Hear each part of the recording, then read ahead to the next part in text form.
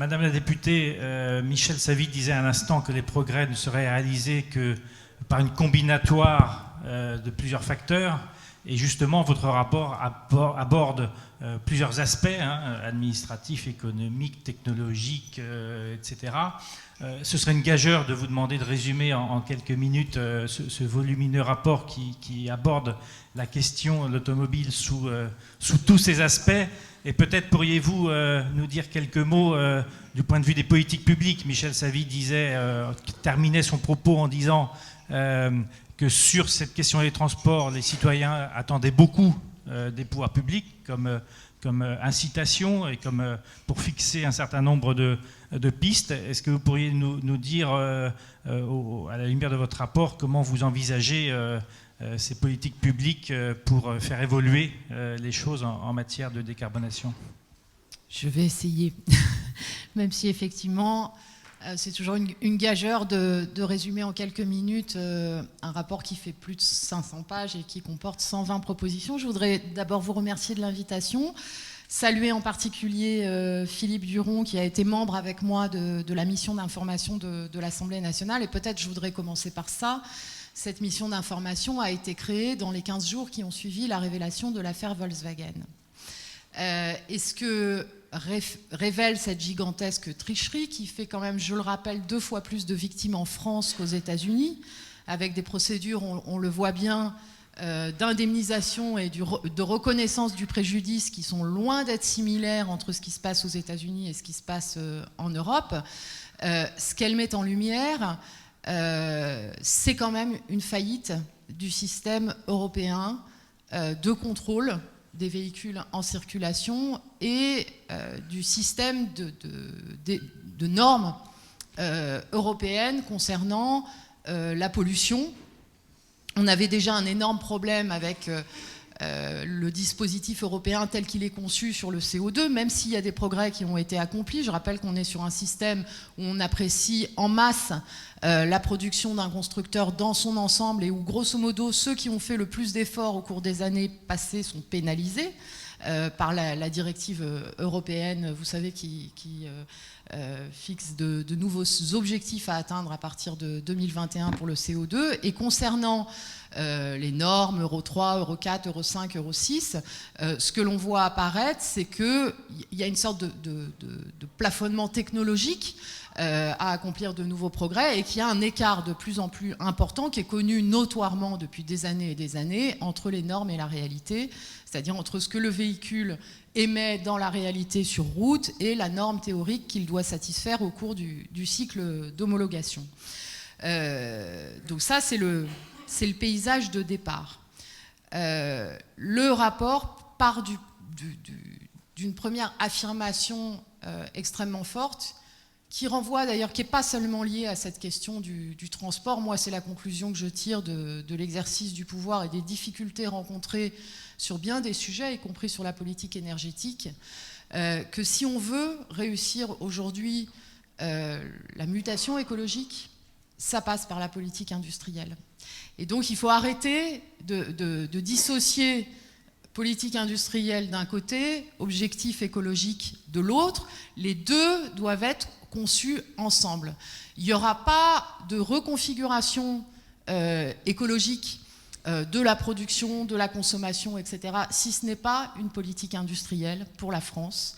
Et il n'y aura pas de reconstruction de l'industrie française sans que ça passe évidemment par la question environnementale et écologique. Et c'est particulièrement vrai pour l'industrie automobile qui concentre actuellement, qui je pense jamais dans son histoire n'a été confrontée à la même concentration de mutations dans un laps de temps extrêmement court entre la question évidemment environnementale et écologique, aussi bien à l'échelle planétaire que par rapport à la pollution locale, la révolution des usages, c'est-à-dire le fait que les citoyens sont dans un rapport à l'automobile qui est de plus en plus un rapport d'usage et de moins en moins un rapport de possession, donc c'est toutes les évolutions de Blablacar, etc. Et la troisième, c'est la révolution numérique et donc les perspectives du véhicule connecté et autonome. Et d'un point de vue industriel, ces trois mutations se concentrent dans un même objet automobile et représentent un défi absolument gigantesque pour l'industrie automobile qui aurait besoin, si on voulait bien faire, d'avoir des budgets de R&D qui soient 5 à 10 fois plus importants que ce qu'ils sont aujourd'hui pour pouvoir répondre à ces défis majeurs. Je rappelle que l'industrie automobile en France, c'est plus de 500 000 emplois directs dans la production, plus de 600 000 emplois dans les filières aval, et en tout, si on compte les emplois indirects, plus de 2,8 millions d'emplois, et donc 9% de la population active de France, si on a une vision, un périmètre large du secteur. Et surtout, c'est une industrie qui entraîne toutes les autres, c'est-à-dire qu'on est dans l'industrie automobile sur un coefficient multiplicateur de plus de 4, ça veut dire qu'un point de valeur ajoutée dans l'industrie automobile, c'est 4 points de valeur ajoutée dans l'ensemble de l'industrie. Donc cela veut dire qu'on a une industrie qui a un rôle particulier dans l'industrie française parce qu'elle entraîne la plasturgie, la chimie, la métallurgie, le numérique, etc. Et que donc on a la moralité. Quand il y a un certain nombre de discours sur la reconquête industrielle, le redressement industriel de la France, ça passe par l'industrie automobile. La reconquête industrielle, la reconstruction industrielle de la France passe par l'industrie automobile qui, je le rappelle, a perdu quand même 42% de sa production au cours des 12 dernières années. Donc il y a eu une sorte d'effondrement silencieux. Quand on parle de désindustrialisation de la France, c'est en grande partie ce qui s'est passé dans l'industrie automobile, que ce soit chez les constructeurs, mais aussi chez les équipementiers. On a néanmoins des atouts absolument considérables. On a d'abord 2 grands constructeurs qui sont présents sur le marché mondial automobile, et on a les équipementiers qui sont aujourd'hui, les grands équipementiers qui sont à la pointe de l'innovation technologique et de la R&D. Et ce qui est intéressant de voir par rapport à ces équipementiers, dont certains sont aujourd'hui extrêmement prospères, c'est que le choix stratégique qu'ils ont fait au moment de la crise, non pas de réduire les budgets de R&D, mais au contraire de les augmenter, est aujourd'hui payant. Et ils travaillent notamment pour tous les constructeurs haut de gamme, notamment d'autres pays européens. Donc le propos du rapport, c'est pour ça qu'il s'appelle Écologie automobile, une alliance française, c'est de dire, à partir d'objectifs écologiques ambitieux, quelle est la politique industrielle qui va derrière et par quoi ça passe en termes de choix de réforme. Donc, c'est ça la stratégie qui est proposée, un protocole, ce que j'appelle une planification agile et un cap extrêmement clair de la part de l'État pour son industrie automobile avec une logique d'engagement réciproque. Il y a 3 piliers pour changer les règles du jeu. Le premier, et donc qui relève aussi d'une réforme à l'échelle européenne, c'est ce qui fait que demain nous présenterons à l'Assemblée nationale une résolution européenne par rapport aux débats qui ont lieu en ce moment à Bruxelles à la suite de l'affaire Volkswagen dans le cadre des révisions du règlement européen. Le premier changement fondamental, c'est d'avoir une norme unique, multicritère. On ne pourra pas s'en sortir si on continue à avoir une moitié de cerveau qui pense au réchauffement climatique planétaire et donc à la pollution planétaire, et une autre moitié de cerveau qui pense à la pollution locale, avec d'un côté des directives sur le climat, d'un autre côté des directives sur la qualité de l'air, des commissaires européens qui sont différents, et aucune cohérence. Alors je ne parle même pas des calendriers, puisque vous avez des nouveaux pas de normes qui sont ceux-ci pour le CO2, ceux-là pour les NOx et les particules, sans aucune cohérence d'ensemble. Comme si, au fond, la puissance publique aujourd'hui renvoyait aux constructeurs automobiles l'arbitrage entre ces différents facteurs. Or, concrètement, dans un moteur, ce que vous décidez pour le CO2 a des conséquences sur les NOx et les particules, et vice-versa. Et donc il y a une interdépendance des différents facteurs de réglage d'un moteur qui doit être assumé par la puissance publique et qui ne peut pas être renvoyé aux constructeurs automobiles. Et donc il faut cette nouvelle approche systémique, globale dans la norme, qui intègre l'ensemble de ces paramètres. Ça paraît absolument fondamental. Quand je dis norme unique, c'est aussi norme unique pour les motorisations thermiques entre l'essence et le diesel. Il n'y a aucune justification à ce que les moteurs diesel soient autorisés à émettre plus de NOx que les véhicules essence. Et il n'y a aucune justification à ce que les véhicules essence aient obtenu une espèce de dérogation à l'échelle européenne qui les autorise à émettre 10 fois plus de particules que les véhicules diesel jusqu'à très prochainement, puisque ces écarts vont petit à petit prendre fin. Ça n'a aucune espèce de justification qu'on exonère les uns de mettre des filtres à particules, qu'on donne des libéralités aux autres et qu'on n'ait pas une règle qui est la même. Et ensuite, ça veut dire donc une redéfinition de ce qu'est le rôle de l'État par rapport à ce qu'est le rôle de l'industriel.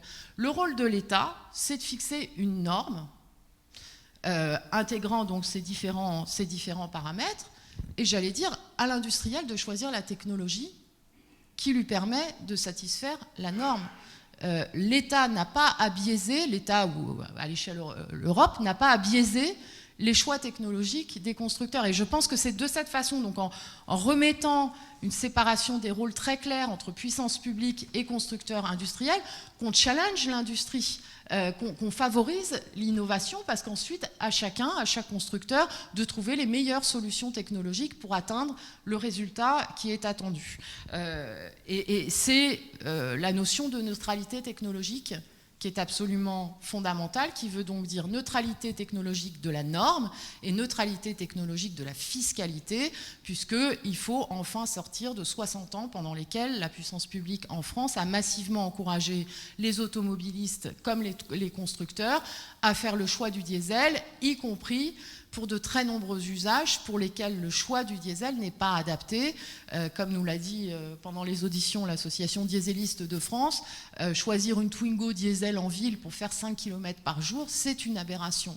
C'est une aberration écologique, mais c'est aussi une aberration économique compte tenu de ce qu'est le surcoût à l'achat d'un diesel, son entretien, etc., etc. Et donc, il faut revenir à une logique de différenciation et de diversification en fonction des usages qui sont faits des véhicules, et donc à une fiscalité qui est neutre et qui ne biaise pas les choix, que ce soit ceux des automobilistes ou des constructeurs. Le deuxième pilier fondamental, c'est ce qu'on a appelé la règle des 5 ans. On est dans une situation pour l'industrie automobile où vous avez par exemple de nouvelles règles du jeu, des protocoles de test, etc., qui s'appliquent dans 1 an. Un pas de norme pour un constructeur automobile, c'est 1 milliard, 1,5 milliard d'investissement. C'est en général la totalité de son bilan de l'année. Et en fait, on est dans une situation où l'absence de prévisibilité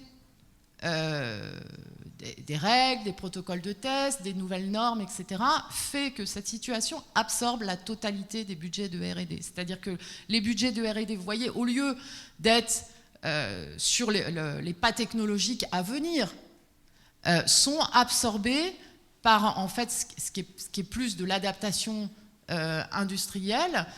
Et donc, à la fois, on se met dans une situation difficile pour répondre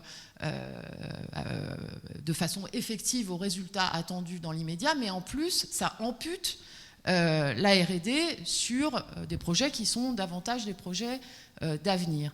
Donc, on a besoin d'avoir cette règle des 5 ans. Ce qu'on a voulu faire dans le rapport avec tous les députés qui ont travaillé, c'est de comprendre pourquoi le débat sur le diesel, en fait, depuis des années et des années, en France, était bloqué. C'est-à-dire, il y a eu des multiples rapports scientifiques sur le caractère cancérogène des particules diesel. Qu'est-ce qui fait fondamentalement que ce n'était pas entendu, que ça ne bougeait pas? Bon. Et donc, on a voulu aller voir dans les usines. On a voulu savoir ce que c'était que la réalité industrielle de la filière diesel en France.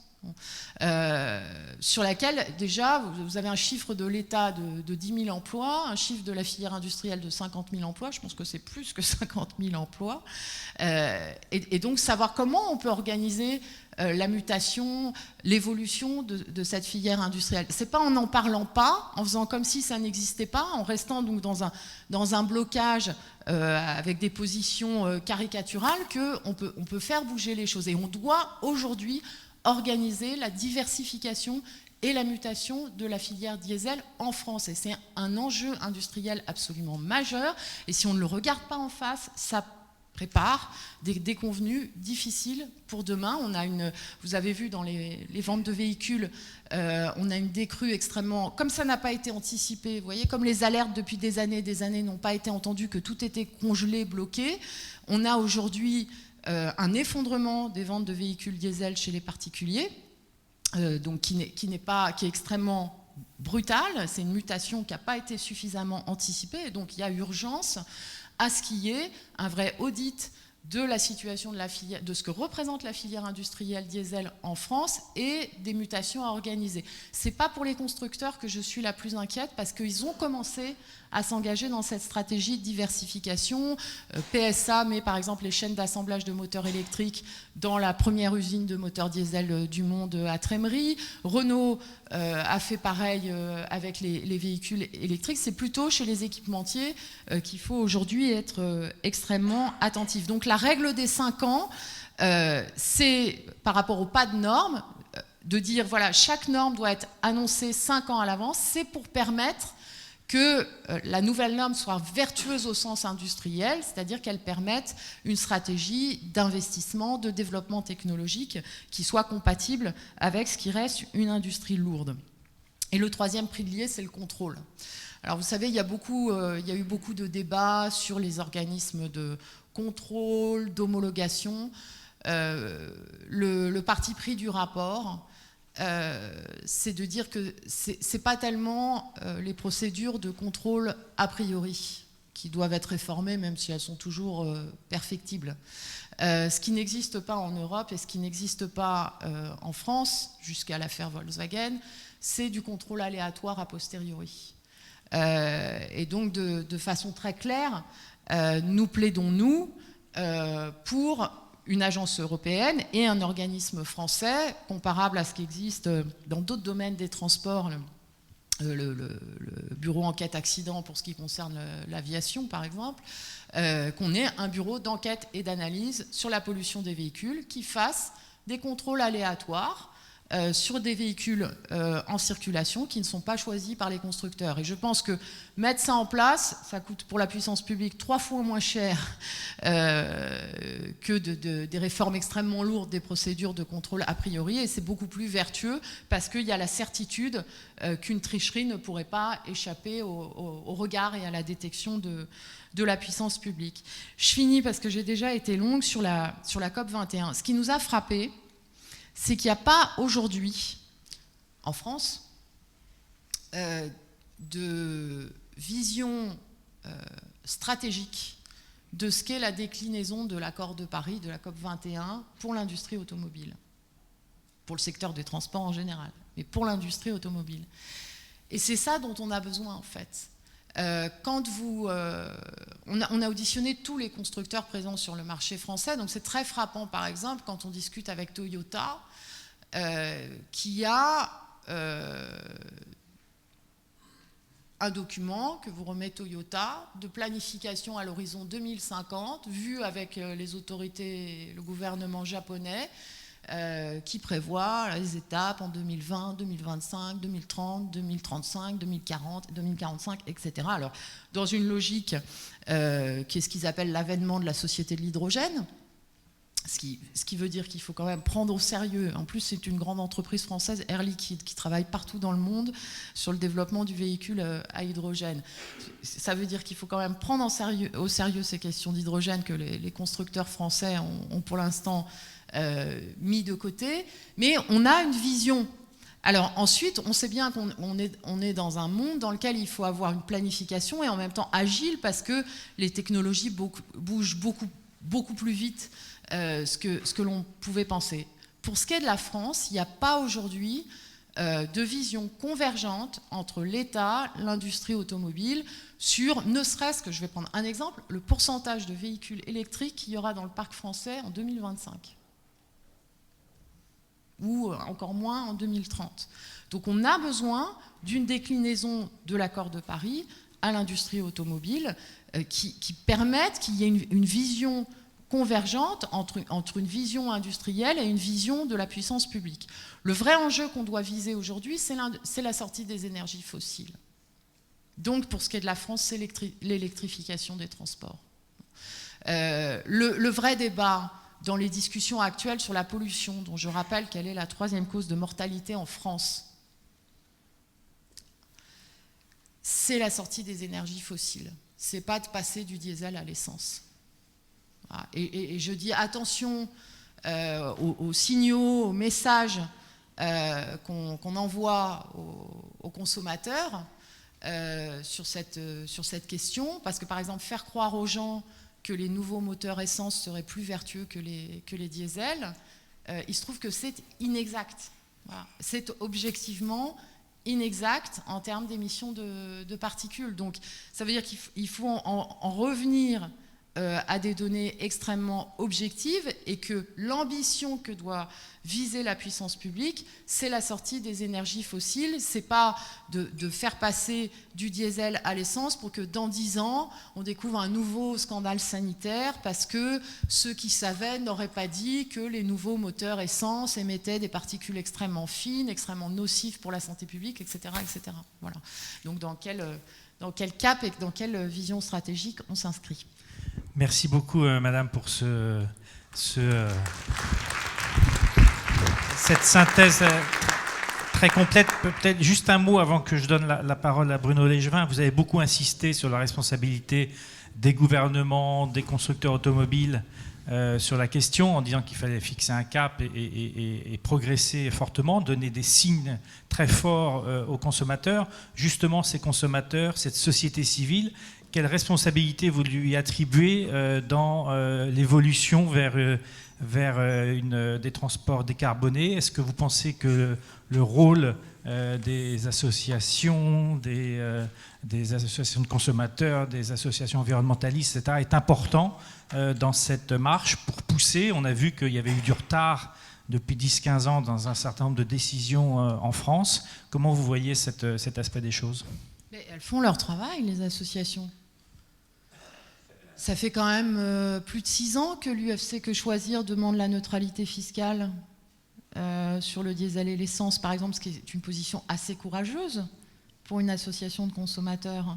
Ça fait des années que France Nature Environnement, Transport et Environnement au niveau européen disent un certain nombre de choses justes. Donc moi, je pense que la société civile, elle a joué son rôle d'alerte, et pas seulement d'alerte, aussi de proposition constructive. Donc je n'ai pas le sentiment que ce soit là qu'il y ait une difficulté et un problème. Donc c'est plutôt du côté des autorités publiques qui ont mis du temps à écouter ces messages? Oui, et puis, enfin, je pense que ce n'est pas seulement une question de temps à écouter le message, c'est d'avoir une vision stratégique. Et la vision stratégique qui n'a jamais existé jusqu'à présent, et c'est peut-être l'apport principal de notre travail collectif, c'est d'avoir une stratégie écologique industrielle. Voilà. Et cette question-là, elle n'est pas valable seulement pour l'industrie automobile. Si on cherche à comprendre ce qui bloque, par exemple, quand on parle de la fermeture d'une centrale nucléaire,